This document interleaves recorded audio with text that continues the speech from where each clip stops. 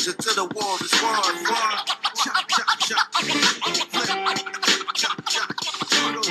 I can imagine. So now talking about the Boondocks, Yes. I've got to jump to the Boondocks.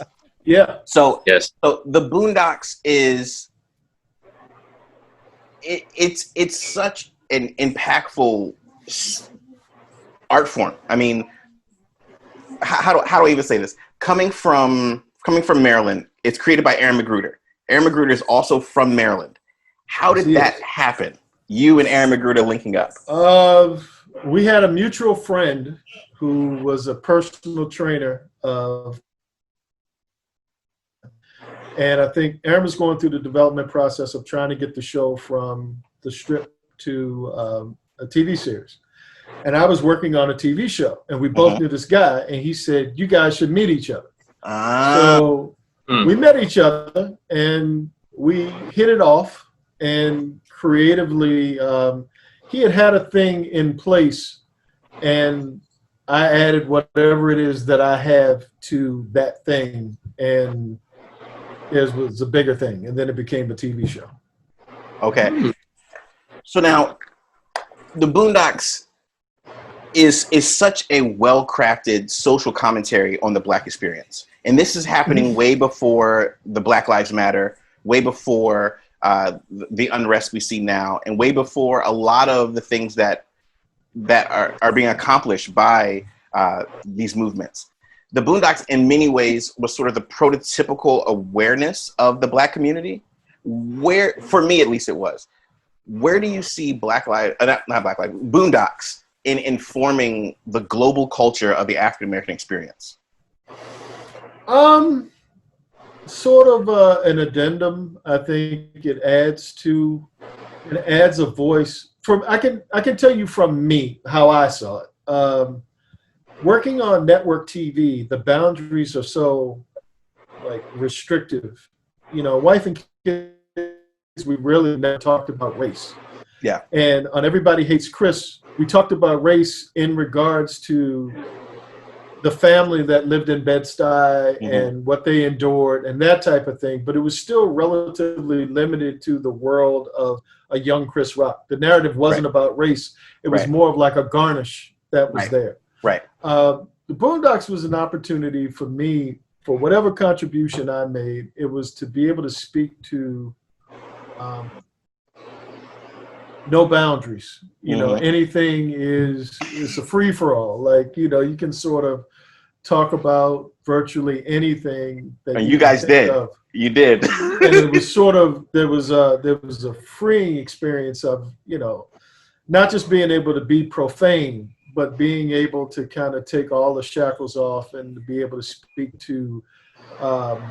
There's no tongue in cheek. You're speaking directly to the thing, and I think. Unfiltered, there's a saying when it comes to like cocaine where you step on it when you're trying to cut it up. This was like the unstepped on version, the raw version of what culture was. So it was an honor to be a part of it. It was an honor to for me, like I said, that first decade and that show and the other shows that I worked on were like boot camp for me. I wasn't, like I said earlier, I wasn't born saying, I'm going to be a writer. I'm going to Hollywood. This is going to work. I had to learn as I went. And school only teaches you what school, there's the idea of a thing where you learn the rules, and then there's practical application. Very true. This was, being in a writer's room and being able to create, whether sometimes you're creating a lot, sometimes not so much, but still you're in the environment of constant creation. Yeah. And if you have anything, you're going to get better. And so for me, being able to, when you talk about the different voices, like Boondocks, Everybody Hates Chris, Wife and Kids are three completely different tones. Very. Still talking about African American culture to lesser or greater degrees. If you look at a spectrum and you say Wife and Kids is here and Boondocks is here and Everybody Hates Chris is here, you're using all of those muscles to sort of figure out what yours is. And I'll say that we're like a proving ground. Aaron created the Boondocks. Damon and Don Rio created Wife and Kids. Chris Rock Everybody Hates Chris. And so that was those guys. When you're a part of a team like that, you're trying to complement or add to what someone else's voice is. Mm-hmm. I hadn't developed my own voice yet.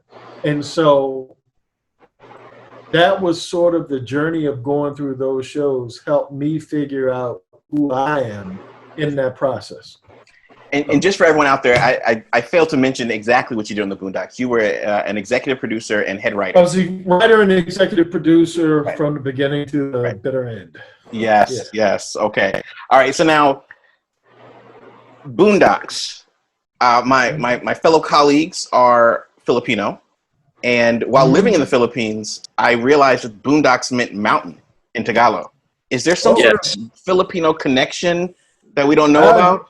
Not that I'm aware of. That would be a question for Mr. Magruder. Not that I'm aware of. It was never discussed with me. Okay. Because I'm like, because I wear the shirt and they're like, mountains. Are those guys from the mountains? And I'm like, what? Yeah, no. Okay. It means something different in African American culture. Right. It means like out in the sticks. But that kind of lines up with mountain. Yes. Okay. Yes. Yeah. Okay, that's crazy. It's a Filipino word. Okay. Now I got one more question about the Boondocks. Two more questions actually. The infamous BET episode. BET. And what does that stand for? Black Entertainment. No! Black Evil Television. You did a lot of work with BET. How was that? I remember when that came out, that was the most controversial episode in the Black community because BET, for those who don't know, it's Black Entertainment Television. It really was the only channel that we had for years that catered directly to us. The African American buying power is immense, but markets that directly cater to us are somewhat non-existent in comparison to like other markets. So there's an episode of the Boondocks where they call out the failings of BET. And I know you've done work with BET in the past.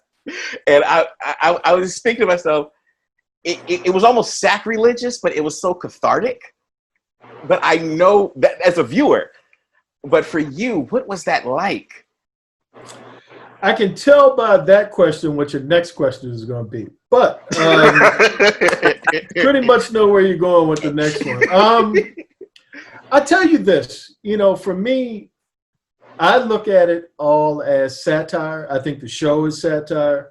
Yeah. So it was never really personal on my part as to any of those jokes or any of those things.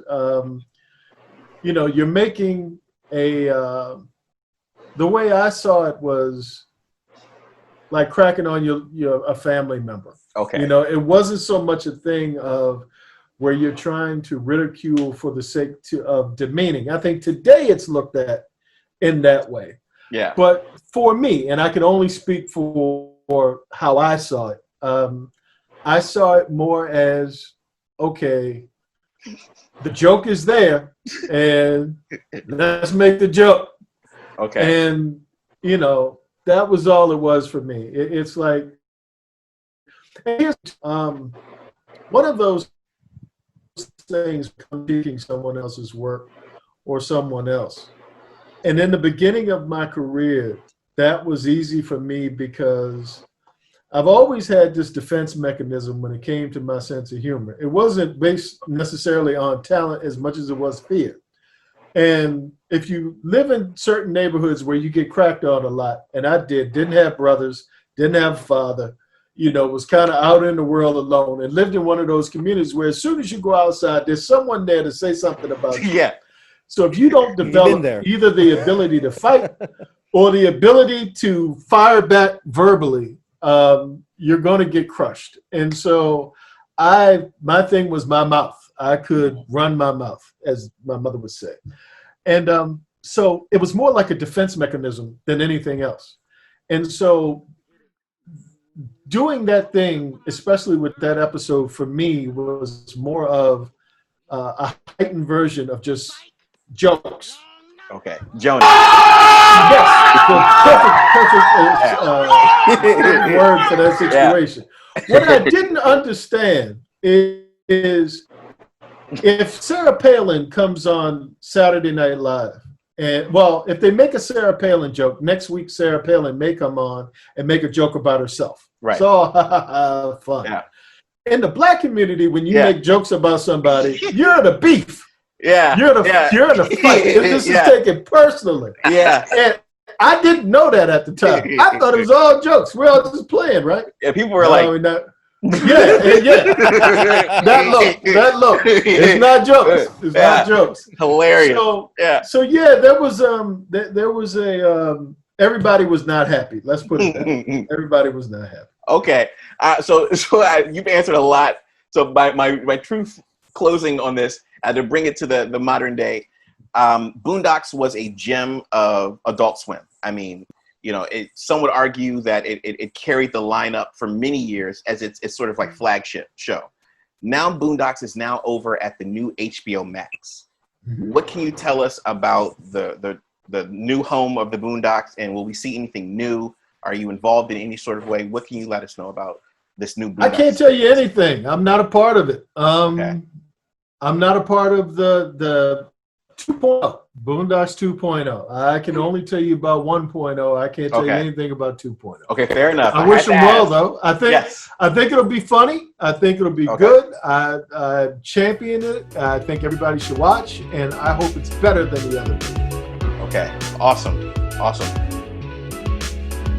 The Runaways, as well as other, any of them having a future and eventually find their way into the greater Marvel Cinematic Universe.